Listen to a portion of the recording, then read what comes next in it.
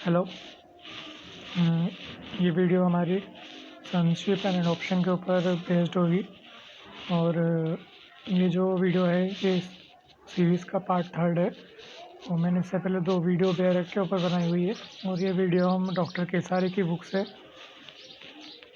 Adoption के ऊपर कुछ इम्पोर्टेंट पॉइंट्स को लेकर बनाई गई है।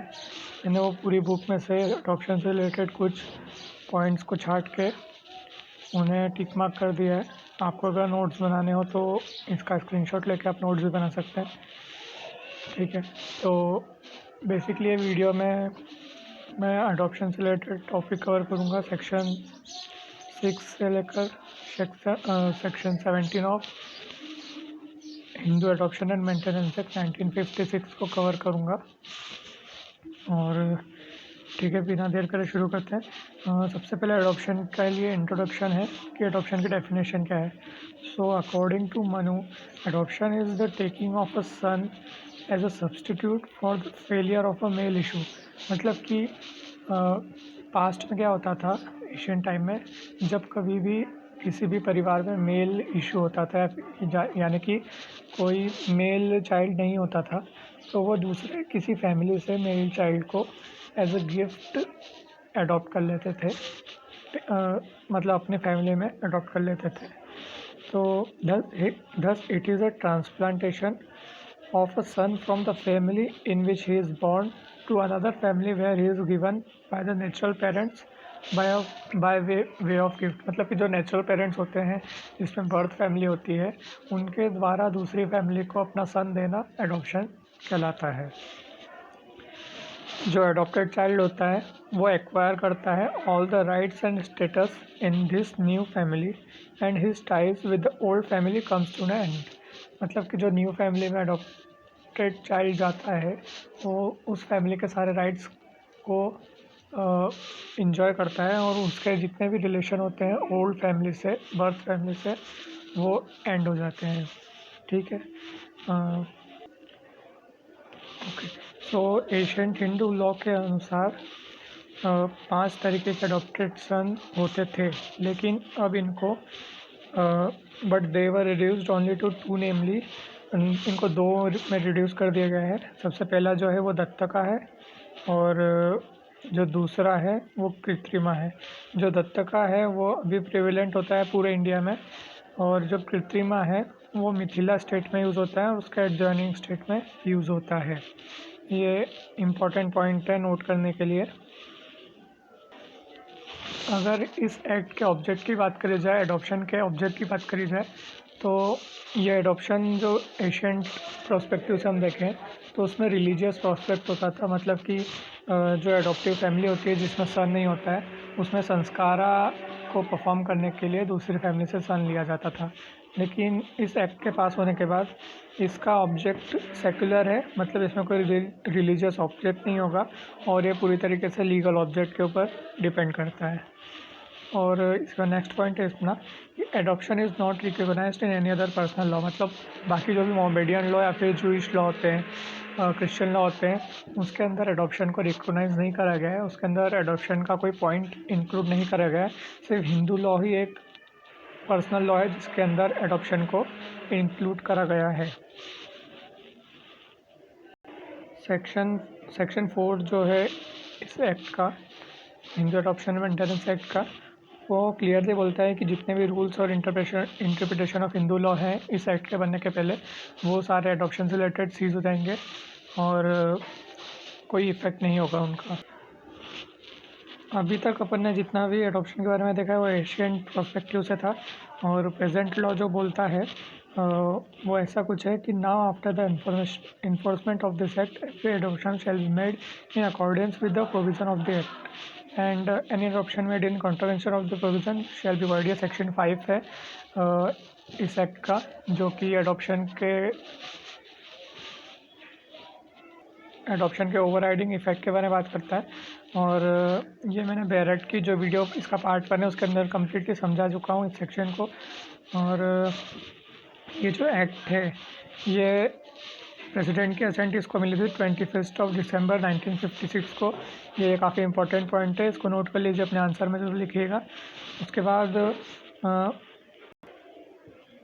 इसमें एक इम्पॉर्टेंट पॉइंट है कि अगर जो एडॉप्शन इस एक्ट के पहले कमेंट्स हुए थे वो वैलिड होंगे irrespective of the fact that they are in consonance with the present act और नॉट, मतलब कि प्रेजेंट एक्ट के प्रोविजन से वो वायलेटिव भी है तो भी वो वैलिड होगा एडॉप्शन, क्योंकि वो इस एक्ट के पहले करा गया था। ये एक्ट ने टोटल 4 जो है मेन इसमें चेंजेस लाए थे। एशियंट एक्ट ने, एशियंट जो हिंदू लॉ था उसमें, और इस एक्ट में 4 चेंजेस है। The act will apply only to Hindus but then the term Hindu has been interpreted in a very wide connotation, मतलब कि जो एशियंट लॉ होता था उसमें हिंदू जो वर्ड है उसका इंटरप्रिटेशन बहुत ही स्मॉल वे में होता था, लेकिन इस एक्ट के बाद हिंदू वर्ड का इंटरप्रिटेशन काफ़ी वाइड हो गया, जिसके अंदर जैन, सिख, बुद्धिस्ट और लिंगायत जो भी होते हैं उन सबको हिंदू के अंदर काउंट करा जाता है।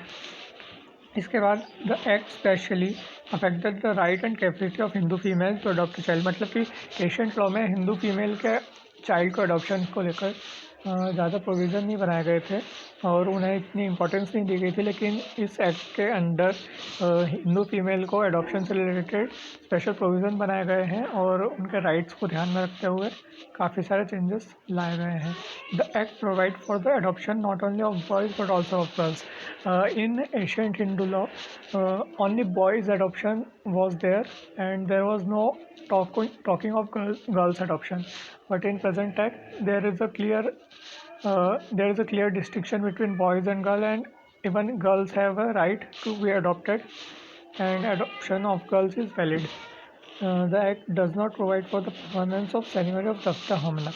दत्ता हमला बेसिकली होता क्या है कि इसमें एडॉप्शन के टाइम पे फायर में घी के ज़रिए कुछ मंत्र पढ़े जाते हैं और अडॉप्शन की प्रोसेस करी जाती है, लेकिन प्रेजेंट एक्ट के अनुसार ये प्रोसेस जो है, ये सेरेमनी जो है, इसको सिर्फ मतलब इसकी इतनी कॉन्टेस्ट नहीं, अगर ये नहीं होती तो भी वैलिड होता है अडॉप्शन। ओके सो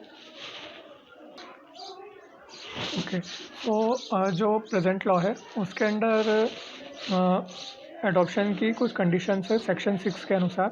सेक्शन 6 जो है वो क्लियरली डिफाइन करता है कि इसमें क्या क्या रिक्विजिट होंगे, क्योंकि 4 उसके सब सेक्शन है, क्लॉजेस हैं, उसके अंडर में डिफाइन करता है। इसका क्लॉज 1 है, वो बोलता है the person adopting a child has the capacity and also the right to take in adoption. जिसके साथ साथ आपको सेक्शन 7 और सेक्शन 8 पढ़ना पड़ेगा, मतलब कि सेक्शन 7 और सेक्शन 8 में क्लियरली डिफाइन करा गया है कि किस पर्सन के पास एडॉप्शन का राइट होगा, किसकी कैपेसिटी क्या होगी। तो इसका सेकंड क्लॉज है, वो बोलता है the person who is giving the child in adoption has the capacity to do so, मतलब कि जो पर्सन चाइल्ड को एडॉप्शन में देता है उसकी कैपेसिटी के बारे में सेक्शन 6 के सब क्लॉज 2 में बात करी गई है, और इसके साथ साथ आपको डिटेल में सेक्शन 9 पढ़ना पड़ेगा। जो थर्ड सब सेक्शन है इसका, वो बोलता है the person adopted is capable of being taken in adoption, मतलब जो पर्सन एडॉप्शन में जा रहा है उसकी कैपेसिटी है कि नहीं एडॉप्शन में जाने की, वो बात करता है सेक्शन 6 सब क्लॉज 3। एंड इसके साथ साथ आपको सेक्शन 10 जो है उसको देखना पड़ेगा, वो इसके बारे में डिटेल प्रोविज़न कंटेन करता है। तो इसके साथ साथ कुछ अदर प्रोविज़न्स भी होते हैं जो 6 कंडीशन होती है सेक्शन 11 के अनुसार, उनको भी ध्यान में रखते हुए एडॉप्शन होना चाहिए, और किसी भी एक भी प्रोविज़न का अगर वॉयलेटिव होता है तो अडॉप्शन वैलिड नहीं होगा। इसके बाद सेक्शन 7 और 8 पे आ जाते हैं directly. Who can adopt. Section 7 and 8 of Hindu adoption and maintenance act 1956 lays down the rule as to who can adopt. Section 7 deals with the right of a Hindu male, whereas section 8 deals with the right of a female to adopt, मतलब section 7 जो है वो Hindu male के अडॉप्शन के right के बारे में बात करता है, और सेक्शन 8 जो है वो हिंदू फीमेल के बारे में बात करता है। The capacity of Hindu male to adopt according to section 7, any Hindu male ये मैंने टिक करा हुआ है इसके request, who is of a sound mind and not minor is capable of adoption. Is capable is completed age of 18, मतलब कि minor के बारे में बात कर रहा है। Has the capacity to take a son और डॉटर इन अडॉप्शन, मतलब कि अगर वो साउंड माइंड होता है, नॉट अ माइनर होता है, और बस इतनी 2 कंडीशन है तो वो सन या डॉटर को एडॉप्शन में ले सकता है। इसमें प्रोविज़न मिलता है आपको सेक्शन 7 में कि अगर उसकी वाइफ लिविंग होती है at the time of adoption तो उसकी वाइफ की प्रायर कंसेंट प्रीरिक्विजिट होती है। लेकिन इसमें भी कुछ एक्सेप्शन है कि अगर उसकी वाइफ ने वर्ल्ड को रिनाउंस कर दिया है या फिर सीज हो गई है हिंदू होने से या फिर कोर्ट ने उसे अनसाउंड माइंड डिक्लेयर कर दिया है तो उसकी कंसेंट की ज़रूरत नहीं पड़ेगी। एक और इसमें पॉइंट नोट करने का है कि जो पुराने हिंदू लॉ और इसमें डिफरेंस क्या है कि इस एक्ट के अंदर अगर एक से ज़्यादा वाइफ होती है किसी की तो उसमें सारी वाइफ की कंसेंट लेना ज़रूरी हो जाती है। The act permit the adoption not only of a male but also a female, ये क्लियर पॉइंट है। It has lost its religious aspect and only its secular character remains unaffected. And it is found among the Jain Sikhs. Recently in Sarabjit Kabir versus Gurumal Kaur, the court upheld that if adoption taken by the husband without consent of the wife, the adoption will be illegal. ये case law है छोटा सा, मतलब इसके अंदर कुछ define नहीं करेगा, लेकिन फिर भी कोर्ट के डिसीजन में ये इम्पोर्टेंट। ओके, जो प्रोविज़न दिया गया है कंसेंट ऑफ वाइफ के रिलेटेड उसके ऊपर डिटेल यहाँ पे दी गई है। Under the old law the consent of wife was not necessary but under the present act for the first time the consent of wife has been made mandatory. In absence of consent the adoption becomes void but the consent could not be needed in the following case. मतलब जो exception है उनको define करा गया where wife has completely renounce the world, she does not remain Hindu और declared by court unsound mind. ठीक, ये clear बात है। Where a decree of judicial separation has been passed between husband and wife, the consent of the wife would be necessary. ये एक important point है जहाँ पे जुडिशल सेपरेशन का डिक्री पास हो चुकी है तो वहाँ पे भी कंसेंट ज़रूरी होगी वाइफ की। लेकिन in case of divorce the consent of wife is not necessary. इसमें मेन डिफरेंस क्या है कि मतलब डाइवोर्स या फिर वॉइड मैरिजेज जिसमें मैरिज वॉइड वैलिड नहीं होती है उसके अंदर वाइफ की कंसेंट बिल्कुल नेसेसरी नहीं होगी और विदाउट कंसेंट को अडॉप्शन वैलिड होगा। इसके बाद capacity of female to adopt एक इम्पॉर्टेंट टॉपिक है। सेक्शन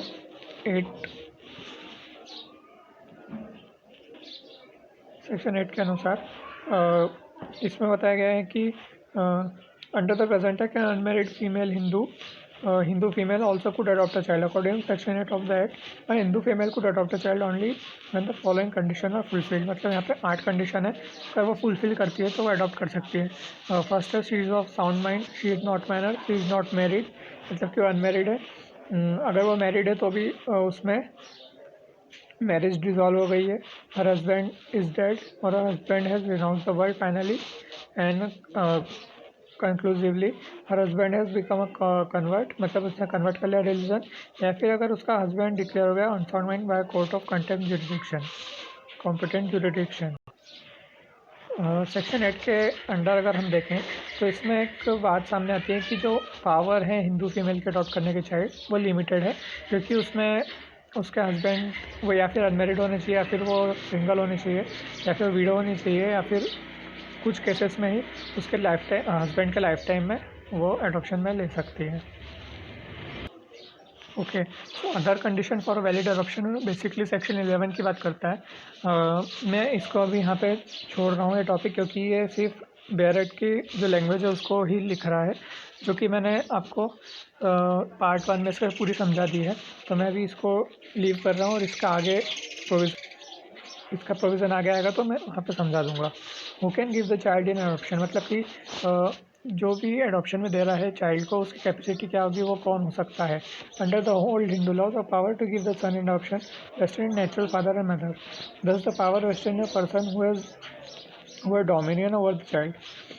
ओल्ड हिंदू लॉ में सिर्फ नेचुरल फादर एंड मदर के ऊपर ये पावर होती थी, सिर्फ नेचुरल मदर एंड फादर ही थे जो कि इस कैटेगरी में इंक्लूड करे गए थे।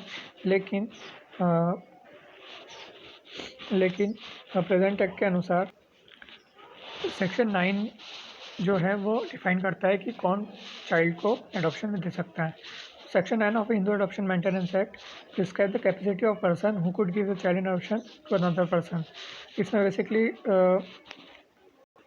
बेसिकली 5 सेक्शन है, 5 सबसेक्शन है सॉरी, जिसका थर्ड सबसेक्शन है जो कि रिपील हो चुका है। तो फर्स्ट सबसेक्शन बात करता है कि जो चाइल्ड की नेचुरल फादर और मदर होती है वो उसको एडॉप्शन में दे सकती है। सेकंड बात करता है कि the subject to the provision of subsection 4 the father mother is alive have equal rights to give son in adoption बस प्रोवाइडेड दैट द दोनों एक दूसरे के विरुद्ध ये राइट को यूज़ नहीं कर सकते, मतलब कि एक अगर यूज़ करता है तो उसकी दूसरी कंसेंट लेना ज़रूरी होती है। इसका जो फोर्थ है वो बात करता है गार्जियन के बारे में। ओल्ड हिंदू लॉ और इस एक्ट में ये भी डिफरेंस है कि इस एक्ट में गार्जियन को पावर दी गई है एडॉप्शन में देने की। ये क्लियरली बात करता है कि जो गार्जियन है अगर उसके किसी भी चाइल्ड के फादर और मदर ने गार्जियन अपॉइंट करा हुआ है या फिर वो मर चुके हैं या फिर उन्होंने रिनाउंस कर दिया वर्ल्ड को या फिर वो ज्ञात ही नहीं है, मतलब चाइल्ड जो है वो अनाथ है, तो जो गार्जियन होता है वो कोर्ट की प्रायर परमिशन लेकर चाइल्ड को एडॉप्शन में दे सकता है।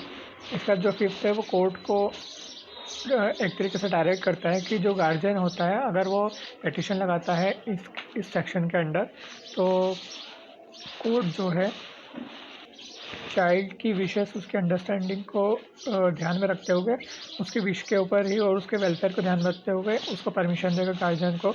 अगर वो सही होता है तो ही उसको परमिशन दी जाएगी। इसमें एक पॉइंट ध्यान में देने के लिए है कि the father has a preferential right but subject to the concurrence of the mother. मतलब कि जो फादर होता है वो अगर अलाइव होता है तो वो कैपेबल होता है चाइल्ड को एडॉप्शन में देने के लिए, और मदर जो होती है वो बिल्कुल कैपेबल नहीं होती जब फादर अलाइव होता है। लेकिन जब फादर चाइल्ड को एडॉप्शन में देता है तो मदर की प्रायर कंसेंट रिक्वेजाइट होती है, उसके बिना एडॉप्शन इलीगल होता है। इसमें केस है दीनदयाल वर्सेस संजीव कुमार। इसके अंदर क्या हुआ था कि जो एडॉप्शन में दिया गया था चाइल्ड को फादर के द्वारा उसमें नेचुरल मदर की कंसेंट नहीं ली गई थी, तो the court held that consent of the mother is essential for the father to give the child in adoption, thus the adoption is invalid. Court ने उसको इनवैलिड माना था एडॉप्शन को। ये पैराग्राफ बात करता है एक गार्जियन के बारे में। इन the absence of parent of a child और where both the parents have completely and finally renounced the word or have been declared to be unsound mind, the guardian of the child, customary or appointed or declared by the court, may with the permission of the court give the child an adoption। मतलब कि natural guardian हो सकता है, customary हो सकता है, court के द्वारा अपॉइंटेड गार्जियन हो सकता है। को अगर उसके पेरेंट्स जो हैं वो मतलब अगर वो एक्सेप्शन हो जाते हैं तो कोर्ट की प्रायर परमिशन से एडॉप्शन में दे सकता है चाइल्ड को। Okay, so who may be adopted according to section 10 जो है वो बात करता है कि जो अडॉप्शन में चाइल्ड जाता है उसकी कैपेसिटी के बारे में बात करता है। तो इसका जो लैंग्वेज है वो बेयर की है, तो मैं इसको भी लीव कर रहा हूँ। जो इतने 4 पॉइंट हैं ये पूरे बेयर की कॉपी है, तो आप पार्ट 1 में जाके देख सकते हैं इसको। मैं अभी सिर्फ इसके पॉइंट्स को कवर कर रहा हूँ। तो वे जो स्टेट ऑफ महाराष्ट्र है उसके अंदर जो सेक्शन 10 का 4 सबसेक्शन है उसके अनुसार जो एज लिमिटेशन दी गई है 15 ईयर्स, उसके ऊपर ये बात करता है कि where in the state of Maharashtra custom are established permitting the adoption of a boy for 15 year. मतलब स्टेट ऑफ महाराष्ट्र में कस्टम था जो कि परमिट करता था एडॉप्शन किसी भी बॉय का अगर वो 15 ईयर से ज़्यादा होता था। तो इस कस्टम को वैलिड माना गया और क्योंकि ये प्रिवेलिंग कस्टम था तो ये सेक्शन 10(4) को ओवररूल करता है। एक केस लॉ है Alturi versus NSI Bapuji, in which a court expressed view where custom in the community for adoption of a boy above 15 years of age and set custom recorded in registered deed and adoption. मतलब कि वो जो custom prevail होता है और वो deed में adoption की डीड में भी रिकॉर्ड होता है राइटिंग में, तो कोर्ट को प्रिज्यूम करना पड़ेगा कि वो जो एडॉप्शन है वो सारे प्रोविज़न को कंप्लायंस में बना है और सेक्शन 10(4) उसमें अप्लाई नहीं होता है। एडॉप्शन ऑफ ऑर्फन, इसमें ऑर्फन जो होता है अनाथ बच्चा उसकी बात भी करी गई है। So under the present law an orphan could also be taken into adoption. In such cases the guardian of the orphan can obtain the permission of the court to this event and thereafter could give the child in adoption। मतलब कि जो orphan होता है उसका जो guardian appointed होता है वो परमिशन ऑफ द कोर्ट के द्वारा एडॉप्शन में दे सकता है चाइल्ड को एन ओनली सन। मतलब कि एशियंट हिंदू लॉ में जब सिर्फ एक सिंगल सन होता था तो उसको अडॉप्शन में देना इनवैलिड होता था, लेकिन प्रेजेंट एक्ट में ऐसा कोई प्रोविज़न नहीं बनाया गया है, वो वैलिड हो गए अगर कोई सिंपल सन को दान में देता है, मतलब अडॉप्शन में देता है। The ceremony of adoption and other essential, जो प्रीवियस हिंदू लॉ होता है एशियंट हिंदू लॉ है उसके अंदर सेरेमनी जो है वो प्रीरिक्विसाइट होती है, मतलब सेरेमनी को परफॉर्म करना प्रीरिक्विसाइट होता है दत्ता हुमन को, लेकिन प्रेजेंट लॉ में ऐसी कोई सेरेमनी की बात नहीं करी गई है। सेक्शन 11 सब+4 जो है वो इस बारे में बात करता है। वो बोलता है कि सिर्फ actual giving and taking of child in adoption is प्रीरिक्विसाइट। मतलब कि जो चाइल्ड है वो एक्चुअली एक फैमिली से बर्थ फैमिली से हट के एडॉप्टिव फैमिली में जाना चाहिए, एक्चुअली उसका प्रेजेंस वहाँ पे होना चाहिए, वहाँ पे उसको बड़ा करना चाहिए और उनके साथ रहना चाहिए। ओके, सो यहाँ पे केस है श्रीमती चंदन बिस्लानी वर्सेस आफ्ताबुद्दीन खान एंड अदर्स। इस केस में बेसिकली हुआ क्या था कि एक 86 ईयर की महिला थी, उन्होंने एक चाइल्ड को अडॉप्शन में लिया था, लेकिन वो इतनी ओल्ड एज हो गई थी कि वो कोर्ट में प्रोड्यूस नहीं कर पाई किसी भी तरीके का एविडेंस। लेकिन जिस टाइम वो एडॉप्शन हो रहा था तो वहाँ पे 3 विटनेस मौजूद थे और उन 3 विटनेस को जब एग्जामिन करा गया तो और उसमें से एक प्रीस्ट था वहाँ, मतलब जो पुजारी होता है वो खुद था, और 2 जो थे वो एडॉप्शन की डीड जब बन रही थी तब भी मौजूद थे उनके साथ। So it was held therefore that entire evidence on record established that adoption took place by ceremony of giving and taking, hence adoption was held valid। Okay, so next topic जो है वो इफेक्ट ऑफ एडॉप्शन है, section 12। काफ़ी important topic है ये answer में लिखने के लिए। तो according to present law the adopted child is deemed to have been merged with the family of the adoptive parents and उसके सारे जो रिलेशन होते हैं नेचुरल फैमिली से वो सारे सीज हो जाते हैं। मतलब कि जो चाइल्ड होता है वो डीम करा जाता है कि वो बॉर्न हुआ है अडॉप्टिव फैमिली में ही और उससे कोई रिलेशन नहीं होंगे जो कि उसकी बर्थ फैमिली है उससे। He is divested of all the rights in the natural family from the date of adoption. It is presumed as if he had been born in the adoptive family. Under the Smriti law, the adoption had the following 2 purposes: to perform the funeral, to perpetuate the family lineage। मतलब कि एक तरीके से religious उसका object होता था, लेकिन लेकिन now under the present act the object of adoption is irrelevant. मतलब इर्रेलेवेंट है, उसमें कोई रिलेवेंसी नहीं है, उसकी कोई इंपॉर्टेंस नहीं ऑब्जेक्ट की, बस वो होना चाहिए एक्चुअली में, और जो सन है वो डीम होना चाहिए कि अडॉप्टिव फैमिली में ही बॉर्न हुआ है। तो सेक्शन 12 है of the act lays down the consequences of the adoption as under. So ये बेयर एक्ट को एक्चुअली बात करता है। तो सेम मैं बेयर एक्ट की जो भी चीज़ें हैं उनको भी ड्रॉप कर रहा हूँ क्योंकि वीडियो काफ़ी लंबी हो जाएगी। So this is one of the most important section of the act as it deal with the effect of adoption. The result of adoption by other spouse is that the child adopted become the child of both the spouse according to the scheme and intent of the act. मतलब कि जो adoption में child होता है वो जो कि adoptive spouse होता है उसका चाइल्ड माना जाता है। सो जो चाइल्ड होता है अडॉप्टेड चाइल्ड होता है वो except for the purpose of marriage and adoption the adoptive father becomes his father and adoptive mother becomes his mother. ये एक इम्पॉर्टेंट पॉइंट है कि the present act has abrogated the rule of relation back. Rule of relation back जो होता है वो काफ़ी important एक डॉक्ट्रिन है और इसको मैंने पर्टिकुलर वीडियो में समझाया है, तो आप वो वीडियो देखिए, आपको बिल्कुल समझ में आ जाएगा। एक इम्पॉर्टेंट पॉइंट जो है वो नोट करने के लिए आया कि if the adoptive father has been a member of co-partnery then in the absence of a natural son the adopted would be a co-partner. मतलब कि जॉइंट इन द फैमिली में अगर एक फादर जो है वो को-पार्टनर है तो उसका जो अडॉप्टेड सन होगा in the absence of natural son वो भी को-पार्टनर माना जाएगा। इसमें केस लॉ है Sitabai versus Ramchandra. 2 brothers constituted a co-partneri. One of them dies mischievously, leaving behind his widow, who later adopted a son। मतलब कि जो 2 को-पार्टनर थे उसमें से एक मर गया लेकिन उसकी विडो ने बाद में सन को अडॉप्ट। और कुछ समय बाद the other brother also died leaving behind his widow and an illegitimate son, मतलब कि नाजायज लड़के को छोड़ के और उसकी विडो को छोड़ के वो दूसरा को पार्टनर था वो भी मर गया। सो जो दोनों सन थे उनके बीच में क्लेम प्रॉपर्टी को लेकर क्लेम आया। सो ये डिसाइड करा गया कि जो अडॉप्टेड सन है सिर्फ वही वो प्रॉपर्टी का मालिक होगा, को पार्टनर होगा, और जो इलिजिमेटेड सन है उसका कोई राइट नहीं होगा उस प्रॉपर्टी पर।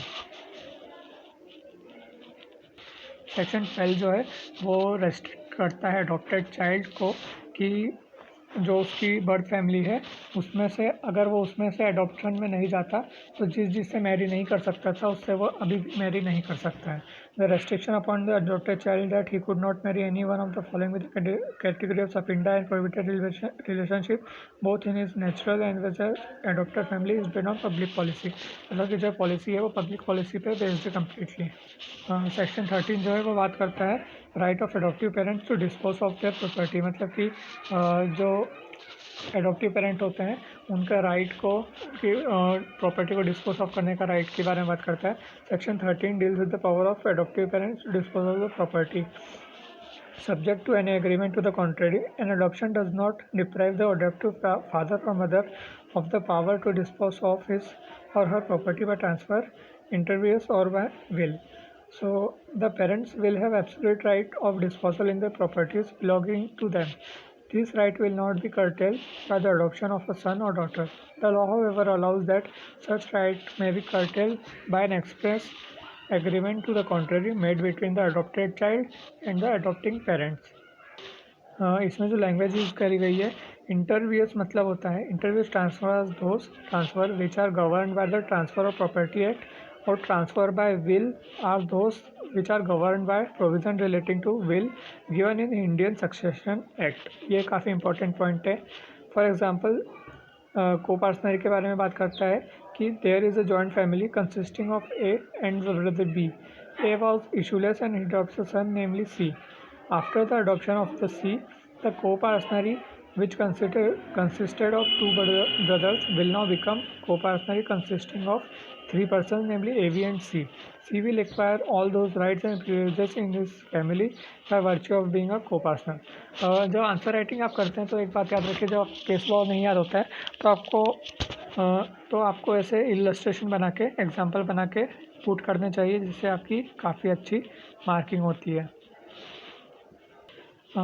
इससे रिलेटेड एक केस लॉ है उग्रे गोवड़ा वर्सेस नागे गोवड़ा। इसके अंदर आपको यही बताया गया है कि जो एडॉप्टेड सन होता है अपने मदर या फादर किसी को भी डिस्पोज ऑफ नहीं करते हैं उनकी सेपरेट प्रॉपर्टी को उनके ऊपर राइट को क्लेम करने से। अब बस दो टॉपिक बचे हुए हैं, सेक्शन 14, 15 और एक डॉक्ट्रिन बचा हुआ काफ़ी इंपॉर्टेंट जो कि वीडियो के लास्ट में है। Determination of adoptive parents. Section 14 जो है वो बात करता है एडॉप्टिव पेरेंट्स की सर्टेन केसेस में। Section 14 of the act explains the rule of determine as to who is the adoptive father and adoptive mother of the adoptee. Section 14 जो है वो बात करता है where a Hindu who has a wife living adopt a child she shall be deemed to B adoptive mother. जब एक Hindu mail adopt करता है किसी चाइल्ड को तो उसकी जो वाइफ लिविंग होती है वो हिंदू मदर वो अडॉप्टिव मदर मानी जाएगी। Where an adoption had been made with the consent of more than one wife, the senior most marriage the senior most wife will be adoptive mother। और जो बाकी की बची हुई वाइफ होगी वो स्टेप मदर मानी जाएगी। वेयर अ विडोर और a bachelor adopt a child any wife whom he subsequently marries will be the step mother। जब एक विडोर या फिर बैचलर जो है वो शादी करता है तो जिससे भी शादी करता है वो स्टेप मदर मानी जाएगी। और सेम सेक्शन सब सेक्शन 4 में अगर एक विडो और अनमेरिड वुमेन शादी करती है तो जिससे भी शादी करेगी वो स्टेप फादर माना जाएगा। ये जो सेक्शन है सेक्शन 14 वो दो चीज़ों के बारे में बात नहीं करता है। When divorced women on being issuelessly adopt a child and later on remarriage another person such husband becomes step father the act is silent on this point. Similarly, where a divorced husband adopts a son on being issueless and thereafter marries, his wife would become stepmother. But the act has not lays down any express provision with respect to this kind of situation. But ये presumption माना गया है कि अगर whenever consequences will ensue in case of marriage by an unmarried woman or widower, the same consequences will follow in the above two condition. Section 15 जो है adoption का last section वो बात करता है लास्ट नहीं वो बात करता है कि एनरोलमेंट ऑफ एडॉप्शन के बारे में बात करता है कि एडॉप्शन जो है अगर वो वैलिडली मेड होता है और बिल्कुल वैलिड होता है तो उसको एनरोलमेंट कोई भी नहीं कर सकता, ना तो उसका उसमें कोई पार्टी जो इन्वॉल्व है वो उसको इनवैलिड कर सकती है, उसको एनरोलमेंट कर सकती है, ना कि वो खुद अडॉप्टेड चाइल्ड भी उसको रिवोक कर सकता है। An adoption once made is irrevocable. Section 17 जो है ये लास्ट सेक्शन है और ये basically prohibition of certain payments की बात करते हैं, मतलब एडॉप्शन में कंसिडरेशन बिल्कुल नहीं किया जाएगा। Section 17 of act prohibits receipt of agreement और टू रिसीव और द गिविंग ऑफ और एग्रीमेंट टू मेक और give any pecuniary advantage of payment of any kind in consideration of adoption. मतलब कि अगर किसी भी एडॉप्शन में कोई भी कंसिडरेशन मॉनेटरी कंसिडरेशन लिया जाता है तो एडॉप्शन वैलिड नहीं होगा, वो इनवैलिड होगा। और इसका सब क्लॉज 2 जो है वो इसके पनिशमेंट की बात करता है कि अगर कोई भी पर्सन इसको कॉन्ट्रावेंट करता है तो पनिशेबल होगा 6 मंथ्स के जेल के साथ और विद फाइन और विद बोथ। जो सबसेक्शन 3 है इसका वो बात करता है कि कोई भी पर्सन इसको प्रोसिक्यूट नहीं करेगा, इस सेक्शन के अंदर प्रोसिक्यूशन फाइल नहीं करेगा unless without the previous sanction of the state government और an officer authorised by the state government in this behalf. इसके बाद लास्ट टॉपिक आपका जो बचता है वो डॉक्ट्रिन ऑफ फैक्टम वैलिड है। इसके बाद जो लास्ट डॉक्ट्रिन बचा हुआ है फैक्टम वैलिड का, ये बेसिकली बात करता है कि जब भी in case where rules for merely directly and not mandatory the adoption has been made in violation of such rules, so वहाँ पे मैक्सिमम फैक्टम वैलिड अप्लाई करेगा। बेसिकली डॉक्ट्रिन जो है वो ये बात करता है कि जहाँ जिस भी केस में अगर जो रूल है जो वायलेट हुए हैं वो सिर्फ डायरेक्टली होते हैं और मैंडेटरी नहीं होते हैं तो उसको वैलिड माना जाएगा। लेकिन जो प्रेजेंट एक्ट है उसके हिसाब से ये जो डॉक्ट्राइन है वो सिर्फ 2 काइंड्स ऑफ केसेस में अप्लाई होता है। जो फर्स्ट है वो where a male Hindu has the capacity to take a child in adoption but in doing so he does not obtain the consent of his wife. और सेकंड जो case है उसमें जब फादर होता है जो एडॉप्शन में देता है चाइल्ड को वो उसकी वाइफ से कंसेंट, चाइल्ड की मदर से कंसेंट नहीं लेता है। In both cases the doctrine of factum valid will apply, but in case of guardian where he does not get prior permission of the court, the doctrine will not prevail because the permission of court is not directory but it is mandatory. So this was all about adoption topic according to Hindu Adoption and Maintenance Act 1956. इसमें से जो आपको important लगता है या फिर जो मैंने टिक करा है आप उसके नोट्स बना सकते हैं और इससे आपको आंसर राइटिंग में काफ़ी हेल्प होगी। अगर ये वीडियो पसंद आई होगी तो आप बिल्कुल इसको शेयर करिए, मेरे चैनल को सब्सक्राइब करिए और आगे आने वाली वीडियो के लिए बेल आइकन को दबा दीजिए। Thank you.